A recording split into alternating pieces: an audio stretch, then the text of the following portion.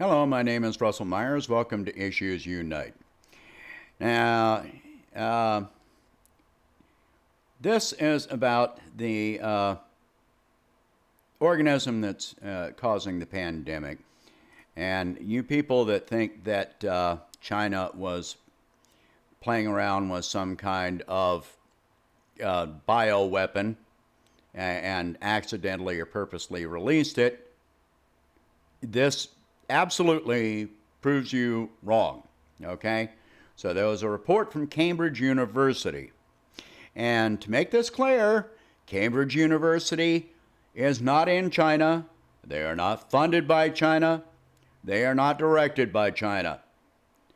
Cambridge University. Their study details the fact that there are not one, not two, but three strains of this organism. All right, the original strain is type A, and it is the least aggressive of the three, and it is the original. Cambridge hypothesizes that this strain is what first arose in China, possibly as far back as September of 2019.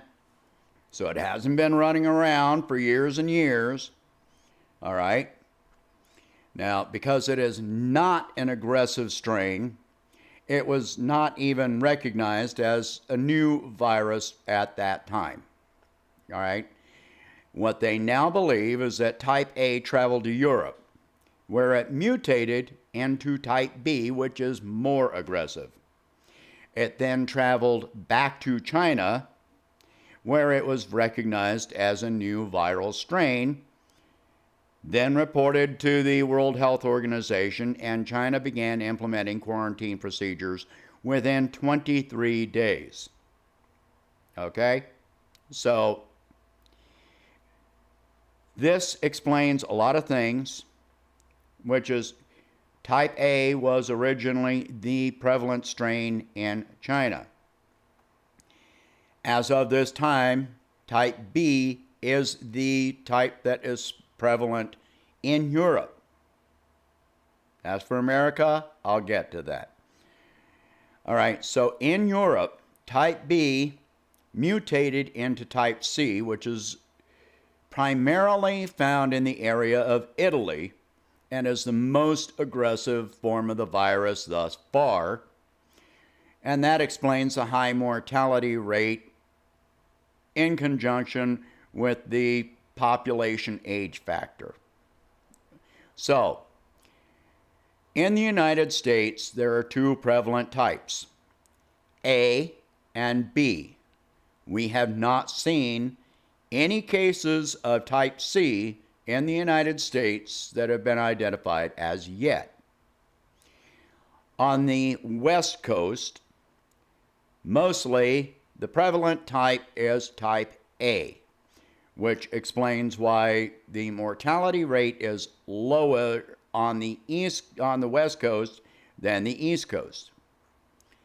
Type B is the prevalent strain on the East Coast, up around New York, and that explains the higher mortality rate being seen in New York as opposed to California. So there is some belief that exposure to type A, the least aggressive form, may offer higher resistance in the future, once you form antibodies, to the more aggressive strains. And that may explain why China continues seeing a lower mortality rate than subsequent countries, because more of the population was exposed to the less virulent strain before encountering the more aggressive strains. All right, so both A and B are now circulating in China. Type C has not been seen in China. And so while they have been lifting quarantine slowly, there could be repercussions that have not yet been realized. So the study from Cambridge tracked the genetic history of the virus, and thus far it is a limited study involving only 160 patients. They've been criticized for the limited nature of the study, but They are now working on a larger study involving at least 1,000 patients.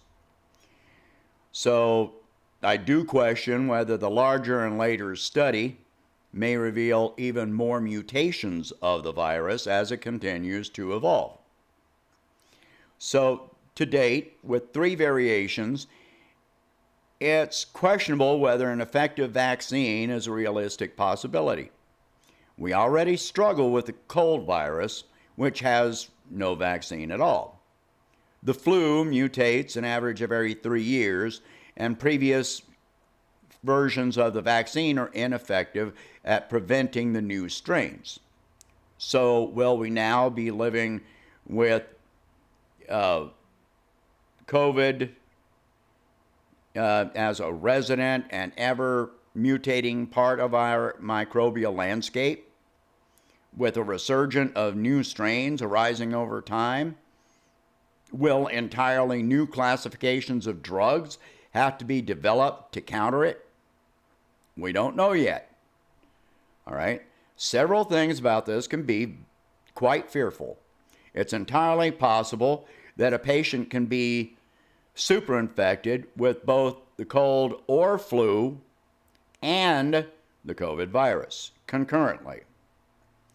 I think we've already seen this happening, which worsens the prognosis considerably and increases the mortality rate significantly.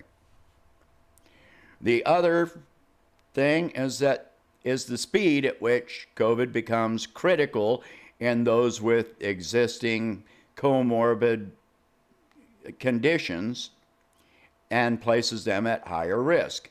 In over 70% of cases, a comorbid patient results in the need for mechanical ventilator support within 72 hours of presentation with initial symptoms. We can only hope that continued research into the 3 known strains will not result in the discovery of even more strains already existing. One last thing I find personally terrifying, which is that what the response will be among anti-vaxxers. If a significant amount of them refuse any form of preventive vaccine or treatment, any present or future epidemic or pandemic will last even longer, have greater chance to mutate further, and develop drug resistance if drugs are developed which can adequately treat the infection. So back to the conspiracy theorists that think that this was some virus that was developed on purpose in China, well, with the least aggressive form being the original that was seen in the public, then which was so weak that it was not recognized as anything other than a flu virus, then, that's not a bioweapon. That is not a bioweapon. If exposure to the weakest form gives you resistance to the more aggressive strains, that's not a bioweapon. Okay? So put away your terror, your hatred, your xenophobia, and listen to something that makes some sense for a change. All right? Stop looking for a freaking war with everyone. Just stop it. It's ignorant. It's stupid. It is intentionally ignorant. You don't want to hear anything that makes sense. Yes, this is a frightening strain of virus. Yes, it is. But, we've been through worse, not in recent memory, but we've been through worse. We've seen worse globally. The 1918 Spanish flu was still worse. Now, that did last over several years, so we don't know what the future is going to bring. But we've advanced so much medically, and we've got so many people in so many countries working on this right now. You know, this is not 1918. We've got lots and lots of people working on this. So we've got a good chance of finding something that will at least reduce the severity of it, if not act as a complete cure. Only time is going to tell. You know, you can't just jump straight into human experimentation.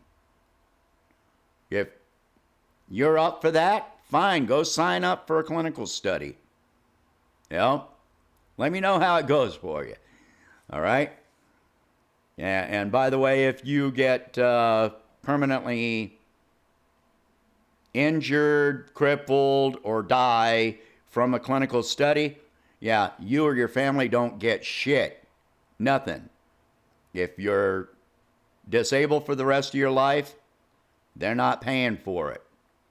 You get your $20 or whatever, and you walk out the door, that's it. That's how clinical studies go. All right? So, all right, that is it for today. Please share this video. Talk about this. If you need confirmation, look up the Cambridge study and read it for yourself. All right?